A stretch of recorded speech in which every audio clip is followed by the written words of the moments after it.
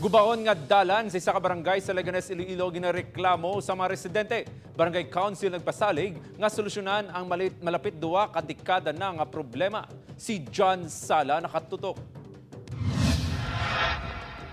Sa imuuna paglantaw daw makabig nga talamnan sang lubi ang ini nga lugar bangod sa mga ginpang tanom nga lubi sang mga residente sang Purok 1 Barangay Calaboa, Leganes. Apang sa matuod, dalan ini pasulod sa Purok. 90% sa dalan ang gubaon kag nagatugas ang halit sa mga pumuluyo ilabi na subong at tigululan. Pagpanguma ang mayor nga palangitan ani Nanay Mila apang bangod sa gubaon nga dalan apektado kunong iyakita. Gamay-gamay lang masimintuhan. Kay madala namon ang amon nga produkto dito sa tunga. Pakadto dire.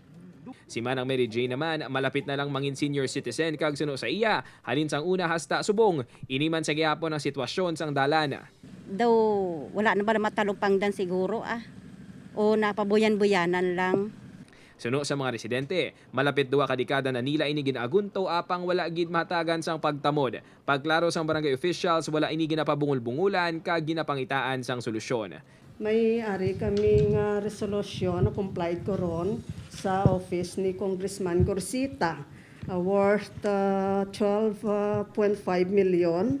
Hulat-hulaton ta lang nang pasensya lang kita anay kayo ay man kami nagkaturog ay man kami kapahimuyong.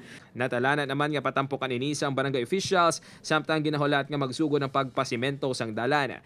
Makalilingaw kun sa iban apang sa mga nagaagi sa ini nga dalan adlaw-adlaw. Dako ini nga problema nga ilaluyag masabat na gidayon. Upod kay si Lido Rinduque, John Sala, Buana, Western Visayas.